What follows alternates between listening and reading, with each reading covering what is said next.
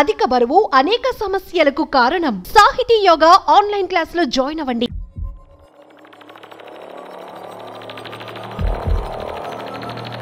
ఈ స్టేజ్ ఈ రోజు కనిపిస్తుంది కానీ మాది రైతు ఆత్మహత్య కుటుంబము. మా ఆయన పురుగుల మందు తాగి చనిపోయిండు. బావి దగ్గరికి వెళ్ళడము, బర్రె పాలు వినడము, అంతవరకే. అప్పులు తీర్చడానికి ఊర్లో ఉన్న ఏ పనైనా కూడా చేస్తూ ఇచ్చేసినాం.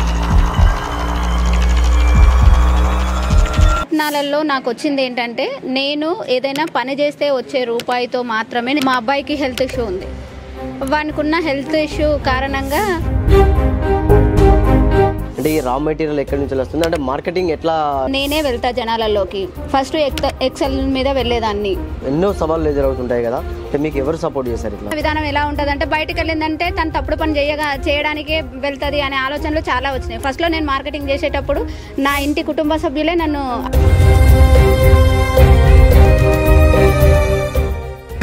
నమస్తే, వెల్కమ్ టు సుమన్ టీవీ. సాధించాలనే తపన ఉంటే ఏదైనా సాధ్యమే అని నిరూపిస్తుంది ఓ మహిళ.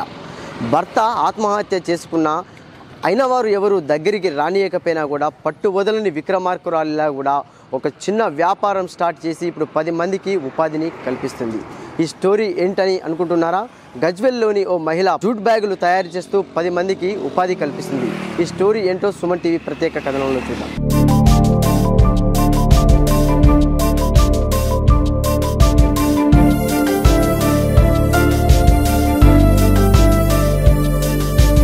మొక్కవోని విశ్వాసంతో ముందుకు సాగుతూ కూడా ఒక జూట్ బ్యాగుల వ్యాపారాన్ని ప్రారంభించింది. ఆ వ్యాపారం ఇప్పుడు ఎట్లా సాగుతుంది, ఎట్లా ఉంది, 10 మందికి ఉపాధిని ఆమె ఎలా కల్పిస్తుంది అనేది కూడా మనం తెలుసుకునే ప్రయత్నం అయితే చేద్దాం. సార్, ఇప్పుడు మనతో పాటు అయితే మంజుల గారు ఉన్నారు. అంటే ఒక 10 మంది మహిళలకు ఉపాధిని కల్పిస్తూ కూడా ఆమె కడు పేదరికం నుండి బయటకు వచ్చి ఇప్పుడైతే 10 మందికి ఉపాధిని కల్పిస్తుంది. అంటే చెప్పండి మంజుల గారు, అంటే మీకు ఈ ఆలోచన ఎట్లా వచ్చింది? అసలు మీరు ఏ స్టేజ్ నుంచి ఇక్కడికి వచ్చారు? అసలు మాది ఫస్ట్ ఈ స్టేజ్ ఈరోజు కనిపిస్తుంది కానీ మాది రైతు ఆత్మహత్య కుటుంబము. మాది మా ఆయన పురుగుల మందు తాగి చనిపోయిండు. అప్పుల బాధతో సూసైడ్ చేసుకుండు.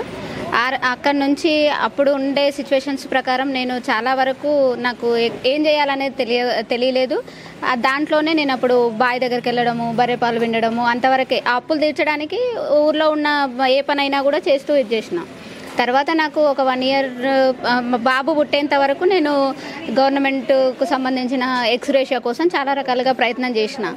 అక్కడ ప్రయత్నాలలో నాకు వచ్చింది ఏంటంటే, నేను ఏదైనా పని చేస్తే వచ్చే రూపాయితో మాత్రమే నేను చేయగలుగుతాననే ఆలోచనతో నేను ఫస్ట్ మిషన్ కుట్టేదాన్ని, బట్టలు కుట్టడం స్టార్ట్ చేసుకున్నా.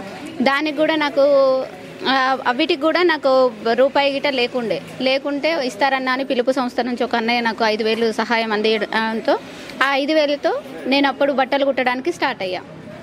అప్పటి నుంచి ఆ బట్టలు కుట్టడంతో మెల్లగా వాళ్ళు ఇంకొక 20,000 ఇచ్చారు. నేను చేసే పనిని చూసి ఒక 20,000 ఇచ్చారు. ఆ 20,000తోటి నేను ఇంత బ్యాంగిల్ స్టోర్ పెట్టుకున్నా.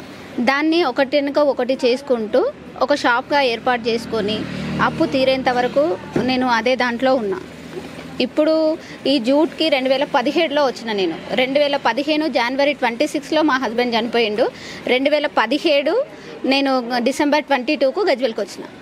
గజ్వెల్కి వచ్చినప్పుడు నేను జూట్ బ్యాగ్స్ అనే ఆలోచన నాకేం లేకుండే, గదే బట్టలు కుట్టుకుంటూ ఉండేదాన్ని. ఆ కుట్టుకుంటున్న క్రమంలో మా అబ్బాయికి హెల్త్ ఇష్యూ ఉంది. వానికి ఉన్న హెల్త్ ఇష్యూ కారణంగా ప్లాస్టిక్ వల్లనే ఎక్కువ, ఇంత చిన్న అబ్బాయికి లంగ్స్ ప్రాబ్లం వచ్చింది అంటే ఇలాంటి వ్యర్థ పదార్థాల నుంచి. ఇలాంటివి రాకుండా ఆల్టర్నేటివ్గా నేను జనాలలోకి ఏం తీసుకెళ్ళాలి అనే దానికి ఆలోచిస్తూ అదొక ఆలోచనలోనే ఉన్నా, స్టార్ట్ చేయలేదు. డ్రై ఫ్రూట్స్ తెచ్చుకొని కరోనాలో డ్రై ఫ్రూట్స్ మార్కెటింగ్ చేసుకుంటున్న క్రమంలో నాకేమనిపించిందంటే, దీనికి ఆల్టర్నేటివ్ ఉంది. కరోనాకే మనం ఏం చేయాలి, ఏం జాగ్రత్తలు తీసుకోవాలని తెలిసినప్పుడు అంత పెద్ద దానికే దానికి కూడా ఒక లంగ్స్కి సంబంధించిన ఒక వ్యాధి వస్తుంది అంటే పలానా వ్యర్థ పదార్థాల ద్వారా అని అనుకున్నప్పుడు ఇంకా దానికి ఆల్టర్నేటివ్ ఏదన్నా ఉందా అని ఆలోచిస్తే నాకు jute bags, non oven bags అనేది నాకు తెలిసింది. దాని ప్రకారంగానే ఫస్ట్ ఒక మిషన్ తెచ్చుకున్నా. అది బజాజ్ ఫైనాన్స్లో తెచ్చుకున్నా. ఒక మిషన్ నుంచి స్టార్ట్ అయినా. ఇక దాన్ని జనాలలోకి డ్రై ఫ్రూట్స్ ద్వారా షాపులలో వాళ్ళందరికీ ఏ రకంగా అయితే నేను వాళ్ళకి ఇచ్చేసుకున్నానో అదే రకంగా నాకు ఒకటికొకటి చేసుకుంటూ వచ్చిన. ఇప్పుడు ఇది మీరు స్థాపించారు, సంకల్పంతో స్థాపించారు, చేశారు, కానీ అంటే ఈ రా మెటీరియల్ ఎక్కడి నుంచి వస్తుంది, అంటే మార్కెటింగ్ ఎట్లా అవుతుంది అసలు ఇప్పుడు?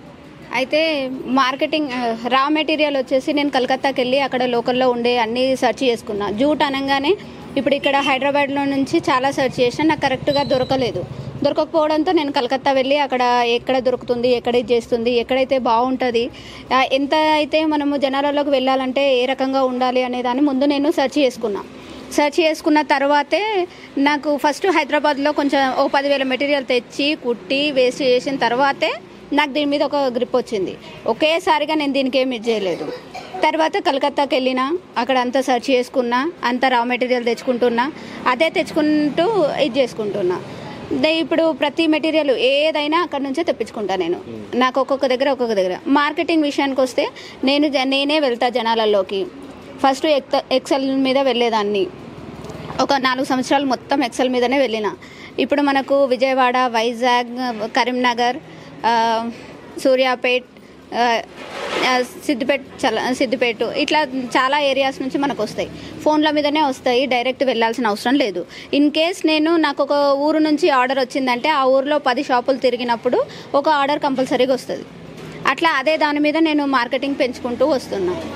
అయితే అంటే మీకు మీరుగా ఎదిగేటప్పుడు ఎన్నో సవాళ్ళు ఎదురవుతుంటాయి కదా, అంటే మీకు ఎవరు సపోర్ట్ చేశారు ఇట్లా? అసలు నాకు సవాళ్ళు చాలా ఎదురయ్యాయి. అంటే ఒక ఆడపిల్ల బయటకు వెళ్తే తప్పుడు పనిగానే బతుకుతుంది, తప్పుడుగానే ఆలోచిస్తుంది. అసలు అలాంటి లైఫ్ లేనిది తను బతకదు. ఎంతసేపు వాళ్ళ ఆలోచన విధానం ఎలా ఉంటుందంటే బయటకు వెళ్ళిందంటే తను తప్పుడు పని చేయడానికే వెళ్తుంది అనే ఆలోచనలు చాలా వచ్చినాయి. ఫస్ట్లో నేను మార్కెటింగ్ చేసేటప్పుడు నా ఇంటి కుటుంబ సభ్యులే నన్ను అవహేళన చేసిరు.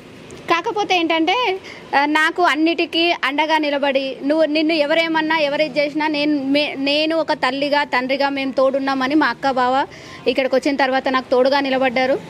మా బావ పేరు ఎనగుర్తి యాదగిరి, మా అక్క పేరు ఎనగుర్తి కృష్ణలీల. ఇప్పటికీ నేను చేసే ప్రతి పనిలో నా తోడుంటారు. నేను ఎన్ని రకాలుగా రాత్రి విజయవాడలో ఆర్డర్ డెలివరీ ఇవ్వాలంటే రాత్రి 6 గంటలకు వెళ్ళి పొద్దున్న 6 వరకు మళ్ళీ నేను గజ్వెల్లో ఉంటా. అన్ని రకాలుగా ఉన్నా కూడా నాకు ఎన్నో రకాల సవాళ్ళు ఎదురైనా కూడా కొన్ని సందర్భాల్లో నేను ఎదుర్కోలేని సమస్యలను ప్రతి ఒక్కదాన్ని మా అక్క బావనే నాకు చాలా సపోర్ట్గా ఉండి నన్ను ముందడుగు ఇంకా ముందుకెళ్ళాలి మా చెల్లె అనేసి నన్ను ముందుకు నడిపిస్తూ ఉన్నారు. అంటే ఇప్పుడు ఎంతమందికి ఉపాధిని కల్పిస్తున్నారు, అంటే ఫ్యూచర్లో కూడా ఇంకా ఎంతమందికి ఉపాధి కల్పించాలనే ఆలోచన ఉంది, ఇంకా బిజినెస్ ఎట్లా పెంచాలనే ఆలోచన ఉంది మీకు? నాకు ఇప్పటికీ 30 మంది ఉన్నారు. ఆల్రెడీ 30 మందిని తీసుకున్నా. నాకు ఫ్యూచర్లో అంటే నేను ఇంకా ఒక ప్రైవేట్ లిమిటెడ్ కింద దీన్ని స్థాపించుకోవాలి. ఇదే కాకుండా మహిళల్లో చైతన్యం తీసుకొచ్చి ఒంటరి మహిళలు వాళ్ళు ఉపాధి మార్గాన్ని చూసుకొని వాళ్ళు ఏదైనా వర్క్ చేసుకుంటా అంటే అది ఏ రకంగా వాళ్ళు ఇది చేసుకోగలుగుతారో వాళ్ళకు ముందు ఉండి వాళ్ళకు దారి చూపించి ఇది చేయాలనే ఉద్దేశంతో మంజులా కర్నాల్ అది ఆర్గానిక్ క్యాటరింగ్స్ ఓపెన్ చేసి అది స్పైసెస్ మిల్ కూడా. దాంట్లో ఆర్గానిక్గా కారం పొడి కానీ, పసుపు కానీ, అల్లం వెల్లుల్లి పేస్ట్ కానీ మన దగ్గరనే జెన్యూన్ ప్రోడక్ట్స్ని డెలివరీ చేయాలి అనే ఉద్దేశంతో ఇంకో 10 మందికి దాంట్లో ఉపాధి. ఈ జూట్ బ్యాగ్లది ఒక 100 మందితో ఒక రేకుల షెడ్ వేసుకొని 100 మంది మహిళలతో నేను కలిసి కూర్చొని పని చేయాలి అనేది నా ఎయిమ్. అదే కాకుండా నేను ఒక టాటా ఏసీ కొనుక్కోవాలి, ఆ టాటా ఏసీలో నేను మార్కెటింగ్ చేయాలనేది నాకు మెయిన్ ఎయిమ్. అంటే అసలు మీరు ఏం చదువుకున్నారు? నేను 10th చదువుకున్నా. ఆ 10th కూడా నా పెళ్ళి అయిన తర్వాత మా హస్బెండ్ రాయిస్తే పాస్ అయ్యా. నేను చదువుకోలేదు పెద్దగా. సో చూశారు కదండి, ఒక చిన్న ఆలోచన ఒక 10 మందికి తనతో పాటు ఉపాధిని కల్పిస్తూ ఎంతో మందికి అన్నం పెడుతుంది. కెమెరామెన్ రమేష్తో సతీష్, సుమన్ టీవీ, సిద్దిపేట.